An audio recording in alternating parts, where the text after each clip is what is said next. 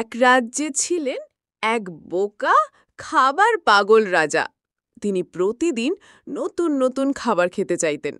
রাজ্যের সেরা রাঁধুনি ছিলেন এক বুদ্ধিমান যুবক, যার মুখে সব সময় মুচকি হাসি থাকত এবং মাথায় থাকত হাজারো বুদ্ধি। তো একদিন সকালে প্রাসাদের আঙিনায় রাজা হঠাৎ চিৎকার করে বললেন, শোনো সবাই, আজ আমি এমন কিছু খাবো যা আমার জীবনে আগে কেউ বানায়নি। যে এটা বানাতে পারবে তাকে আমি সোনার থালা দেব।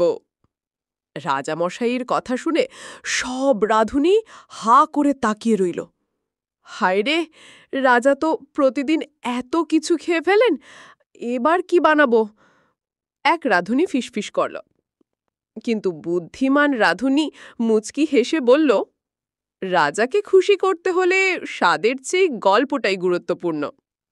সে ছুটে গেল রান্নাঘরে।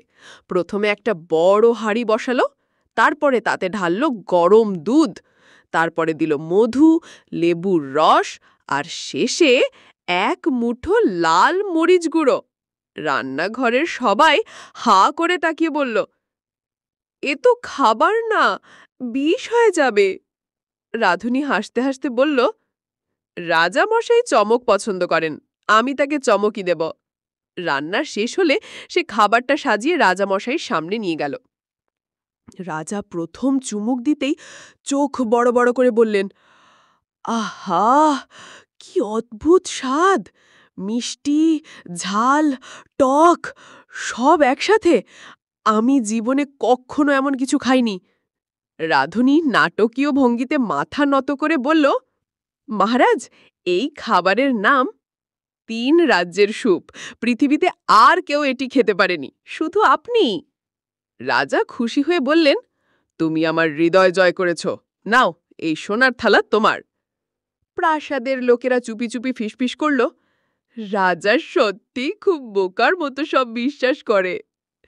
রাঁধুনি থালা হাতে নিয়ে হেসে ভাবল, স্বাদের চেয়ে বুদ্ধি যদি সঠিক সময় ব্যবহার হয় তাতেই সবচেয়ে বড় জয়।